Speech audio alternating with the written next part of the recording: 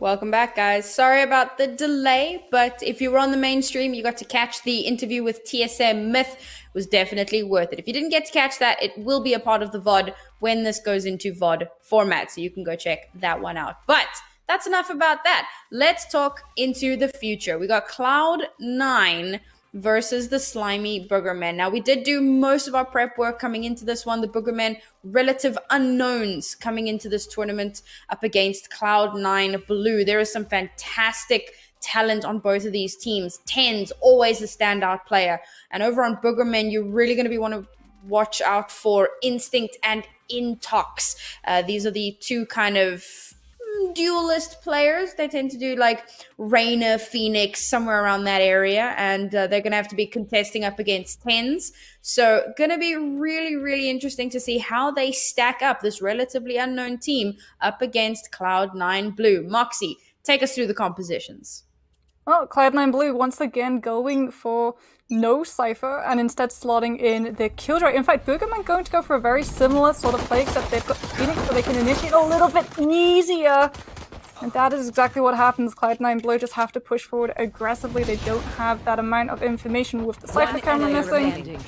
However, they do have a beautiful pinch coming on through as they actually collapse in on BOOGERMEN. Jeez, pretty solid defense there. Tens just, I mean, the entire team just pushed it straight out of B. And isn't it lucky that they push out of B? And it just so happened that BOOGERMEN were aggressing onto B. And now Cloud9, off the back of a fantastic first pistol round, they're going to buy some Spectres. They're going to come into this next round looking to take it fairly handedly. We'll see if they can actually, do that. Well, BOOGERMEN going to be going for a little bit of noise from their Omen Anderson, who will be joined by Walshy on that Killjoy rather than on the Viper, but Tens, knowing that Cloud9 Blue will have the advantage when it comes to weaponry, is going to go aggressive. Is not able to be taken down by the Reyna.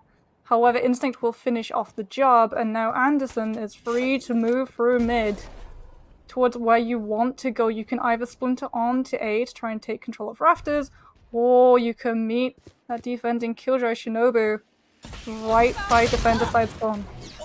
Oh, Mitch looks away for just a fraction of a second, and Anderson will get some fantastic cleanup there.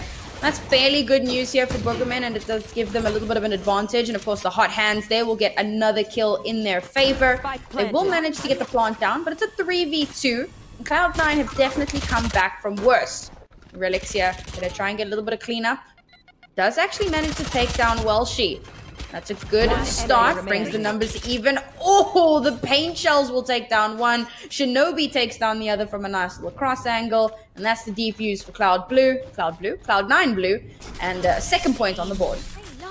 It's not really unexpected, because, you lose that first round, you're always going to be at a deficit when it comes to weaponry, and Cloud9 Blue understood that situation. They pushed forward so aggressively, knowing that BOOGERMEN would have to take a little bit of a more lenient approach when it came to that mid control, but now you can actually afford to come in with some decent weaponry, try and challenge Cloud9 Blue. However, Tens already has the blade thrown, so BOOGERMEN once again have to be playing a little bit more passively when it comes to trying to control that Jet's movement, because you don't want to be caught out, especially not your Reyna, if you go too aggressively towards A lobby once more. Of course, BOOGERMEN going for that full buy, so they are going to have a full set of rifles to play with here. Interestingly, we've got Killjoy and Omen moving towards the B site, and Spike has been pinged. It's still in spawn. So they're looking for information before they aggress too heavily into anything. We have the fault line coming through there just to try and create a little bit of disruption. And C9 Tens will be able to get a nice little pick off there. Early numbers advantage. I don't know if BOOGERMEN are just not expecting to win out this round. Usually you'll bring the spike forward somewhat and then drop it. You don't just kind of leave it in spawn. And now off the back of losing one of their members, they're going to start to rotate back the way they came. Okay, they finally do pick up the spike. And they've backed out of A, but it looks like they're going to try and push through mid instead. It is currently free of Cloud9 Blue if you're able to move towards that B side. However, if you move towards that A side, You're going to run into Vice on the breach, who's just waiting with Tree. He has a lot of utility left as well, followed by Flashpoint. Oh, he doesn't need it to start the engage because Shinobi has also come alongside him. Yeah, just go for the spray. Well, she will be able to pick up the breach, but you've got 12 seconds left. Spike is right in the open, and you're not anywhere near those sites to be able to get it down. BOOGERMEN already down 3 points. And we've seen, Sam, quite how brutal point deficits can be in Ascent most of all. Yeah, Vice and Shinobi chilling out in Tree. They do swing on each other a little bit there. They're going to get that cleanup, and that is an unfortunate situation for BOOGERMEN. Purely because they had map control. They had mid free and clear. They opted to push onto A, despite knowing that Cloud9 would probably be waiting for them. And now they're going to change things up a little bit. It's basically a save round for them as they're going to be pushing out onto B. It's a full stack because, again, it's a save. It's an anti-eco for Cloud9. They know that, and they're not stressing too much about this push. It's probably going to be a fairly handed win again for Cloud9. Well, BOOGERMEN know that they can come in through B main. They don't have to worry about early Sova wallbang with Ares or Odin or being found out by Recon Bolt. However, they created so much noise. Cloud9 already know that the attackers are there from that alone. Vice is going to go for some really nice backwards right through the wall, all the way onto that plant site. BOOGERMEN are just left completely, pardon the pun, in the dark. And again, this is what we expected from the anti-eco. BOOGERMEN managed to take down one, and this early on in the game, it can have somewhat of an impact on the economy, but not massively. The rest of the team are going to be able to buy. The biggest thing to note is that there's a lot of ultimates online here for both of these teams. Cloud9 coming into this, they're going to have Rolling Thunder, Showstopper, and Bladestorm. Tens has been holding on to Bladestorm for like 2 rounds. Man is stacked right now. And on the other side, we've got Hunter's Fury, and we've got the Run It Back. And those are 2 fantastic ultimates, not only for gaining information, but also potentially safely getting a couple of picks and opening things up for your team. But it's nowhere near the amount of initiation that BOOGERMEN wants. Hunter's Fury is very sort of conditional. You have to know where the team are. Otherwise, you're just going to reveal your position completely needlessly. What BOOGERMEN want to initiate on right now isn't available. It's that Empress. That snowball of an ultimate where when you get that first pick, you can then channel it into the second, very much like Reyna as an agent as a whole. The first time she gets a pick, she then has that lifesteal, that Devour, where she can either keep herself up with the self-heal, or she can become intangible. Relics is going to use a Boombot, sensing that not a lot of movement is coming onto a main. Here's the shot, knows that there is a presence, will not be abandoning the post, and instead is going to set up to meet them right underneath the arch. Good spot. Fantastic spot here from Tens. They think that they've cleared out Wine, but they haven't. Tens manages to get the kill onto Instinct, but Intox will swing. And, well, not only trade it out, but Dev will follow it up and get another kill. This just continues to get traded out. Shinobi managing to get a kill through the flash as well. He's in a really good position here to hold on to the site. Oh, he thought about teleporting, opts not to, as the spike is pulled way out of the A site and is starting a rotation towards mid. Yeah, they're going to move towards B, but oh no, Shinobi has the teleport. Now, BOOGERMEN, I mean, you could potentially think this is a fake, or you just commit to it. And with 7 seconds left, they need to start planting right now. Shinobi manages to take down Welshi. Dev, last person standing. That is that was certainly a Rolling Thunder. Dev manages to get a pick there, but not able to plant the spike. And so the Rolling Thunder works out. You know that you've lost your Omen.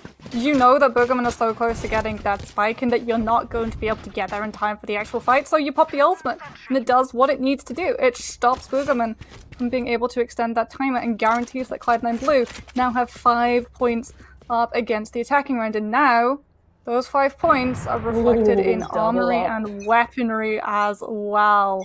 This is going to be absolutely brutal if BOOGERMEN decide they want to try and push this. Cloud9 Blue, though, actually going for the fault line through B main before BOOGERMEN push in, doing a lot of noise, making sure that they know the breach is there, but they don't know the operator. The shoulder peek is perfect, and unfortunately, Mitchell is not able to get the reload in time. Mitch probably would have been able to get the wallbang had he actually fired the trigger, but opts not to. And now BOOGERMEN are firmly on point. They've dropped the Killjoy ultimate, but C9 still getting tons and tons of picks as Tens has popped the Blade Storm, and now he's in it to win it.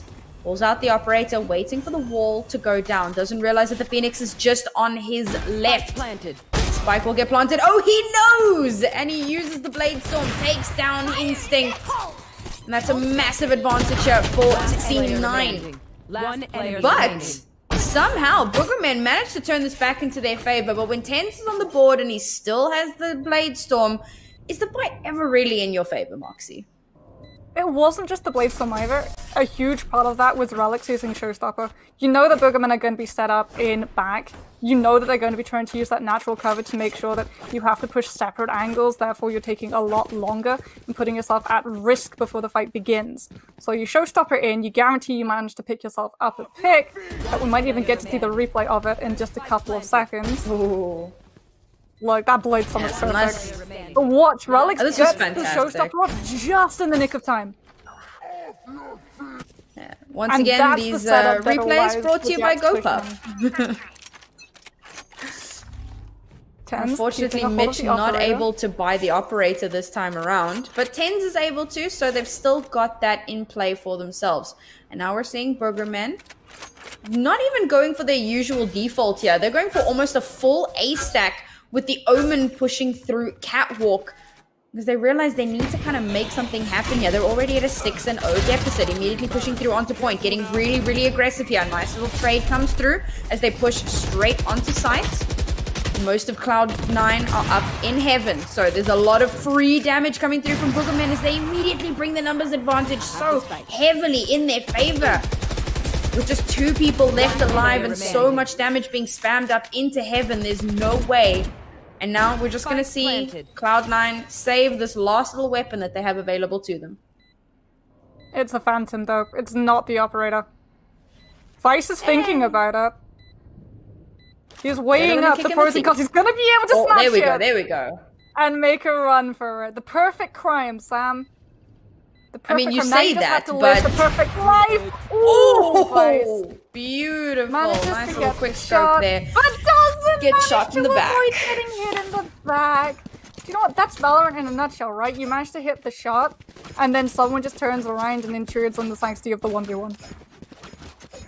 And it's crazy to think, though, because Cloud9 at a 6-1, their economy is in the drink. BOOGERMEN have done enough to consistently keep killing enough players to keep Cloud9 at a point where no buy is particularly safe. And BOOGERMEN themselves are actually looking decent in terms of their own economy, particularly off the back of a really, really solid victory, a round victory. Now they're going... I was going to say they're going back to their default, but no, it looks like they're going for an A stack again. It worked out really well for them the first time around. They're going to put up the turret behind them to watch for any flanks.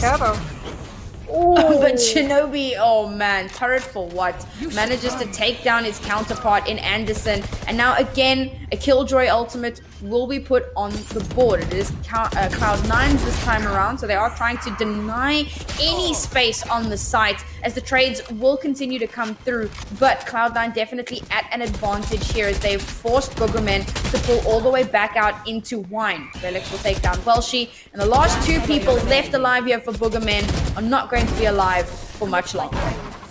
That Killjoy. In fact, the entire way that C9 play that, it's perfect. They give up A. They step away from it. They wash their hands of it. They want BOOGERMEN to walk onto that point to fully commit, to make sure that they catch as many people as they possibly can with that lockdown. Because it doesn't matter if their economy is in the drink. It doesn't matter if they have the inferior weapon power. Sam, if they can actually use their guns. Those BOOGERMEN are just completely denied it. And even if you don't get caught in lockdown, you rightfully pointed out, you get completely zoned out of it, and that's all the time that Cloud9 need to be able to get that rotate and just absolutely swarm BOOGERMEN on all sides of that point. However, you can't go for that play. The ultimate is not up. Now you have to try and contest BOOGERMEN. Now you have to try and pick this team off before they hit those sites. And this is essentially another anti-eco for C9. They're just so on top of their game right now. And BOOGERMEN are coming in with one rifle and the rest is kind of SMGs. They don't have a ton to work with 10s. Pulls back. Manages to avoid danger for the time being. The Killjoy is right there in the middle of swapping between the knife and the Phantom. Gets taken down by Welshie. And that is a very bad look. As like BOOGERMEN have just completely taken mid control here. There's nothing to contest them except Vice. Vice isn't even in mid, but he will contest you from the other side of the map. And if you don't check your corners, Relics is going to get that follow-up. It is still a 2v1, so there's a chance here. With Dev having taken down one, nope, never mind. Runs straight into Mitch, and Mitch is like, where do you think you're going? C9 get another point on the board. 8-1. BOOGERMEN though were coming in at a disadvantage, remember. They did not have very good weaponry in that round, so they wanted to try and move in and brute force their way into those points as quickly as possible. Cloud9 doing a couple of things that Killjoys do on this map, just being an absolute nuisance to exist, Sam, no matter which way you rotate those nano swarms. They hurt. The turret's even going to be able to just ping anyone who moves out from B main, so you don't need the recon bolt, you don't need the Cypher camera. You're going to get the same amount of information. However, BOOGERMEN know that the Killjoy likes to play around that, going to go aid. We got the run it back straight over onto the A site here. Manages to get a little information, but there was a lot to cover up sight lines. And in all of the mad chaos, C9 managed to push through. And wow, this was an insane round. I mean, BOOGERMEN off the back of a save come into this round with rifles, and C9 completely deny that push. They try to push in aggressively, and C9 just push back just as hard, just as fast. It's because BOOGERMEN don't have that same amount of smokes that is available to Cloud9. Yes, you've got the Omen. Yes, you can go for the dark cover. You have the Phoenix. You have to initiate with your Blaze Wall, but you don't have the jets. And that's the thing, Cloud9 Blue, they just dropped so many smokes on top of BOOGERMEN and then moved in. And when you're moving in, when you're shooting blind, the attack, they have to either fall out or move aggressively in, just like Cloud9 are doing now on their defense. This is crazy. Cloud9, we just came off the back of an exceptionally passive match between T1 and Envy. C9 is the opposite. They are going in so hard and so fast. We're now at the last round before the swap, and it feels like I blinked and this whole first half was over, Moxie. It's because they're playing up against Arena. And Reyna, much like Jet, when you give her the time to set up and start to really skew these initiations and fights, she has that potential, that threat to just run away with it. Oh, Mitch. You know, I wanted to see it. We've waited a very long time to see it, Sam, but we're finally going to see that spray. It's not from a Sova, they're not running this over, but we are going to see the spray from B main. We are, after all, on Ascent. I mean, are we going to see it? Nobody's pushing B. I don't hear the sounds of an Odin. They're still playing this reasonably safely, despite the fact that, you know, they just have to win one more point and then they're in a exceptionally good position coming into the second half. Shinobi's going to be holding this tree area very, very tightly as he realizes there's a few people pushing through. He's using the ultimate here and he realizes nobody's pushing A. That was purely to gather information. But he's given away a little bit of information here. That shock dart was a little bit of a bait in and of itself. Realizing that there is an Omen right there, they opt to move through mid instead. The Killjoy ultimate will come down to lock down the B site. Teleport coming in from the enemy. Oh man, finally we start to see that Odin. The Rolling Thunder comes out. They're throwing in everything but the kitchen sink, but Tens is still alive. Tens is the kitchen sink, and he's gonna get that 4K to secure the 11 points. Switching sides. BOOGERMEN try to go aggressive. Just as that Omen goes for that teleporter, tries to move onto that B site and clear the path. Hopes that C9, because they've heard all of the commotion that's going on towards A, that the defense will have started to stack there and that it will be empty. instead, he finds himself in, well, not a very nice situation at all, as we're going to get to see a little bit of a history. So we're getting the replays once again brought to you by GoPuff, as we get to enjoy all of these beautiful plays. 10's so strong on that Jet. I hope that we get to see that teleporter, that Boogerman that Walshy tried to pull on that B side. I've got my fingers crossed for it, because you can see the moment where he realizes that regret sets in, that he really should not have done that. I mean, 10's... So, as of the start of today, 10's had the highest KDA... Oh, sorry, not the highest KDA, but he was like the top fragger of the tournament with 111 kills over the first 2 days and a KDA of 2, which is massive. If you know anything about KDAs, you know that 2 is pretty freaking huge. And he's proving it here exactly why he is such a powerhouse, or how he is such a powerhouse, continuing to get insane number of frags. Coming into this round, you know, a lot of people said to me, oh, the Boogermen, they're going to take C9 by storm. And to that I say, have you met C9? And just like that, Relix manages to get a pick off with the paint shells onto the Reyna, and that's going to somewhat cripple Boogerman's defense here.